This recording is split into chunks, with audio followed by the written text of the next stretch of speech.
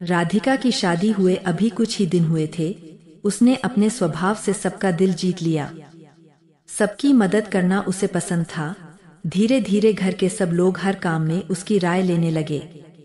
राधिका के राय के बगैर कोई सामान नहीं आता। सास हो, ससुर हो या देवर, सब राधिका की सलाह लेते। घर में भी क्या बदलाव लाना, सब फैसला राधिका का ही होता। जो काम अभी तक घर की बेटी पूनम की जिम्मेदारी थी वो अब राधिका निभा रही थी। वैसे भी पूनम की शादी हो गई थी तो सब फोन पर ही राय लेते थे। और जब पूनम आती तो घर की जरूरत का सामान लाती थी, क्योंकि माँ ज्यादा बाजार जाती नहीं थी। राधिका की शादी के बाद काफी समय बाद पूनम का मायके आना हुआ। उसको पता तो चल गया था कि अब सब राधिका से ही सलाह लेते हैं। राधिका ने घर को बहुत अच्छे से संभाल लिया, क्योंकि अब उसके पास पूछने के लिए फोन नहीं आता। राधिका को अपनी जगह लेते देख और उसकी तारीफ सुनकर उसकी छाती पर सांप लौटने लगे।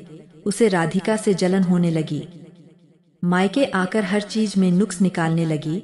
भाभी ये कैसा खाना बनाती हो, सबकी सेहत का ध्यान रखा करो।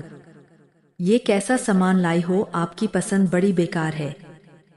राधिका बेचारी चुप रह जाती, सोचती कि थोड़े दिन के लिए आई है। माँ पूनम को ही समझाती तो उसे और ज्यादा गुस्सा आता। अब वो घर में सबको राधिका के खिलाफ भड़काने की कोशिश करने लगी। अपनी जलन में भूल गई कि वो मायके से ही दूरी बढ़ा रही है। राधिका ने एक दिन अपनी बुराई करते सुन लिया तो उसने अब बात करना ही छोड़ दिया। अब वो पूनम का कुछ काम नहीं करती।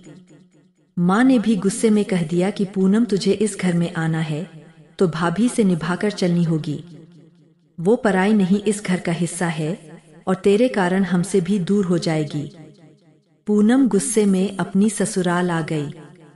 जलन के कारण अब मायके से दूरी बन गई, क्योंकि राधिका की अच्छाई वो सहन नहीं कर पा रही थी।